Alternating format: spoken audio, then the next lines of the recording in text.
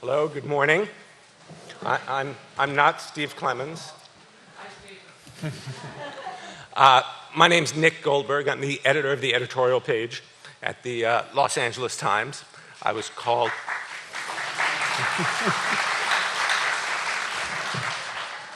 Am I still in Los Angeles? I was called in at the last moment to moderate this panel because Steve Clemons can't be here. He's one of a couple of people who dropped out of this panel because tonight is the night of the White House Correspondents' Dinner, and it turns out it's a bad idea to have a panel of journalists talking about Obama on the night of the White House Correspondents' Dinner.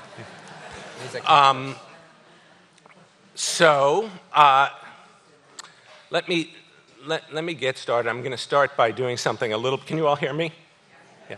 I'm going to start by doing something a little bit mean, which is that I'm going to start by reading something that Garrett, to my left, wrote a few years ago. I have absolutely no idea what this is going to be. No, I know. It's nothing terribly embarrassing, but it's just to remind us all of what we were thinking when President Obama was elected, and then I'll begin to introduce my fellow panelists and ask them questions. So back in 2006, Garrett wrote the following. A few short years ago, he wrote, "No one had heard of the skinny Chicago state senator and constitutional law professor with the big ears and the funny name. Now all bets are off. According to advisors, colleagues, and friends, Obama just might be willing to be the next president of the United States. It would be the capstone of an amazing rise for a politician whose charisma and personal story, half Kenyan, half Kansan, Hawaii-born, Harvard-educated, has breathed life into the Democratic Party. At the heart of Obamania is his personality and presence, part preacher, part professor, part movie star. His charisma seems effortless, his charm an afterthought." Then he quotes a guy watching Obama saying, "Who is that guy? He's certainly got it." He describes Obama as the third African-American since Reconstruction to serve in the Senate. He delivered the keynote address at the 2004 National Convention. He won a Grammy for the audio version of his memoir, which spent a year on the New York Times bestseller list, posed for Annie Leibovitz. And then he said, he need look no farther than his desk in the Senate chamber to be reminded of the last politician who embodied the hopes of a generation. The inside is signed by its previous occupants, including Bobby Kennedy. So with that, here we are today. Conservatives, as we all know, as late as last week, conservatives are still questioning where the president was born. What's even more shocking is the degree to which progressives, who are to some degree, I think, overrepresented on this panel, are disappointed because Obama hasn't turned out to be exactly the president they expected. The issues are numerous. Obama has failed to one degree or another to I'm sorry?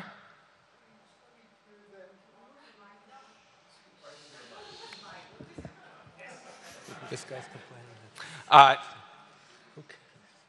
The president has, despite coming into office as the antidote to George W. Bush, he's failed to undo the Bush national security state. He's failed to close Guantanamo. He's taken up the issue of deficits in favor of the issue of jobs. We know many of the progressive criticisms, but I'm hoping that today we'll be able to have a serious discussion about whether progressives are justified in their disappointment in Obama, about how much of this is Obama's fault, how much is the fault of the Republicans, how much is the fault of the filibuster, if Obama is right when he says, let us not let the perfect be the enemy of the good.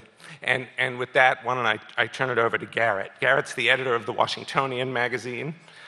His first book was called The First Campaign, Globalization, the Web, and the Race for the White House, which examined the role of technology in the 2008 campaign. His second book is just coming out. It's called The Threat Matrix, the FBI at War in the Age of Global Terror. And that was out last month, you said? Good. So why don't you open it for us?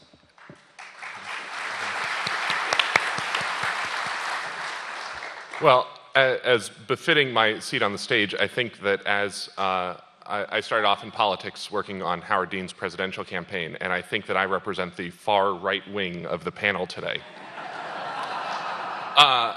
So I think that the first 2 years of Obama in a lot of ways, give truth to the old political saying that one campaigns in poetry and governs in prose.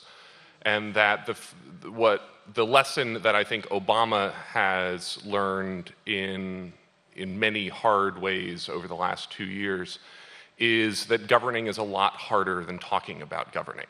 And that as much as we like to think that closing Guantanamo would be an easy thing to do, it turns out that for all sorts of reasons, only some of which are related to the Republican Party, it's not. And that's a subject that I've spent a lot of time working on over the last 2 years as I've been researching this book on the FBI. And so I've followed a lot more of Obama's national security plans and strategies and evolutions than I have some of the other issues, which I think Katrina and Eric will talk more about. But that the world is an immensely complicated place, and that we have seen Obama repeatedly buffeted by global events outside of his control.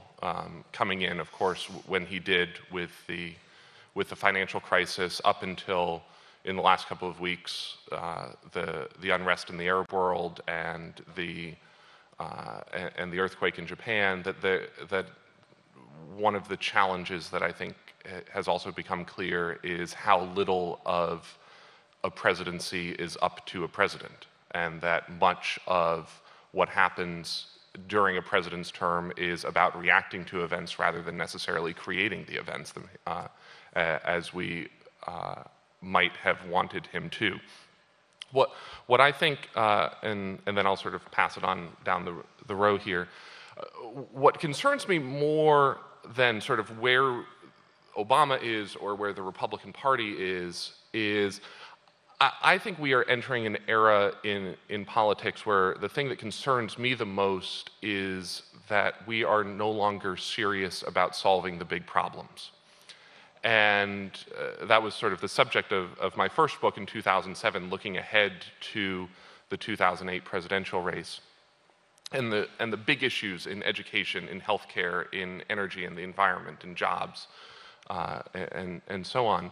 And I think that you can really see that playing out in Washington right now as we have this debate about the budget, and that this budget debate in so many ways has become about Paul Ryan and his plan and his thinking of the budget.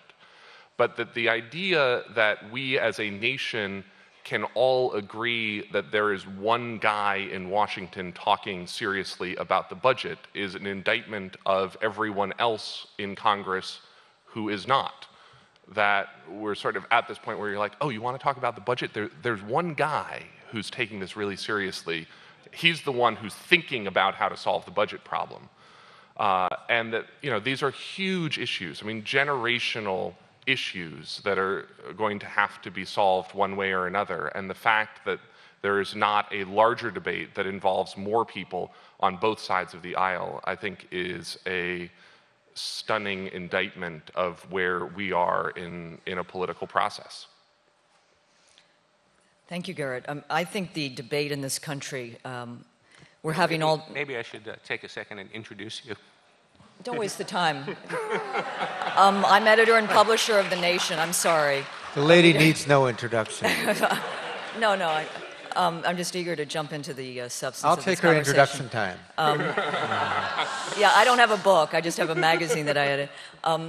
No, I mean, I do think there are fundamental debates in this country, but the disconnect between the debates going on inside Washington now and what is going on in the country are, I think, as radically disconnected as we've seen in decades. And that's some of the problem of what Obama has to address, has not addressed. But let me just step back for a minute, if I could. And I met President Obama once. The only thing he said to me when he found out I was editor of The Nation is to remind me that the perfect is the enemy of the good.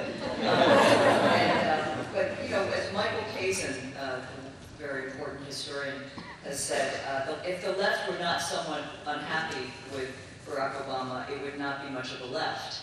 But that said, I want to just, make the case that President Obama in his first 2 years did pass two they were landmark pieces of legislation. the health care legislation and the financial reform legislation. But they were not commensurate with the scale and scope of the problems this country faces, and part of that